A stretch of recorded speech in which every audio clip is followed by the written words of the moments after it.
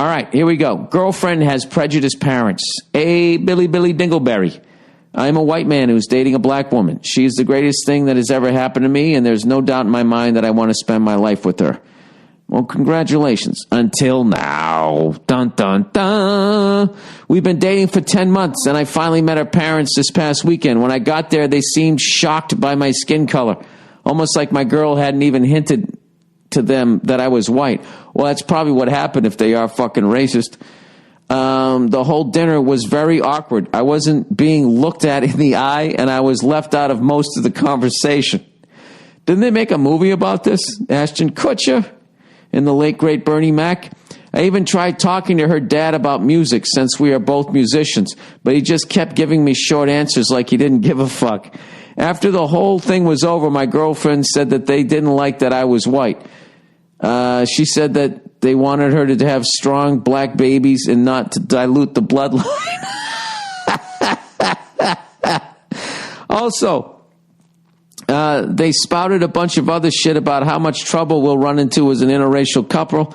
It has been 4 days and we still haven't talked about it, nor has she told her parents off for being prejudiced assholes. I truly believe this is the only situation where a white person can fully understand what a black person... Well, I don't know about that, dude. Well, you get a little sprinkling of it. A black guy with a microphone on the street corner can call me cracker all he wants and I won't lose a wink of sleep over it. But when you're told the person you love is wrong and invalid, that's like a kick in the balls. Anyways, how should I go about addressing this? I'm assuming you didn't run into this problem with Nia. No, I didn't.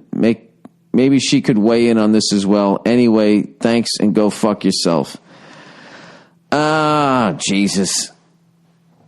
If you love her, I would stay with her. If you're questioning it, I'd pull the ripcord because that's just going to be a fucking nightmare. That'll end up being a nightmare. You know what I mean? You're gonna be in a relationship where you're waiting for the other person's parents to die, sitting there going like, one down, two down. You know, that's just a fucked up. You know, you really, when you're gonna get married, is you have to. I don't know. I mean, who the fuck am I to say? I waited so goddamn long, so I'm not an authority. But you know, if you're with somebody that's fun, you know, and they come from a good family and their family's supportive of you guys, I mean, that's so much of the battle.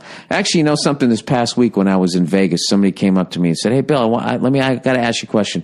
Who makes you laugh? And without even thinking, I said my wife. And it made me feel really good. Like, it's great. You know, my wife's a hot shit. She makes me laugh. We have a good time. So, I don't know. She might not be bringing it up because she's embarrassed about it or whatnot. I have no idea, but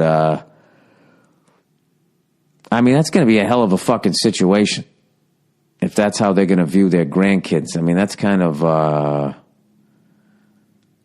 that's a major fucking situation where I would at least want to see where her head is at, and then you throw out certain scenarios about the future. So how are we going to handle this and blah, blah, blah, blah, blah. You know, what? I'm sorry you're going through that, dude, but you definitely need to have some fucking conversations, I would think.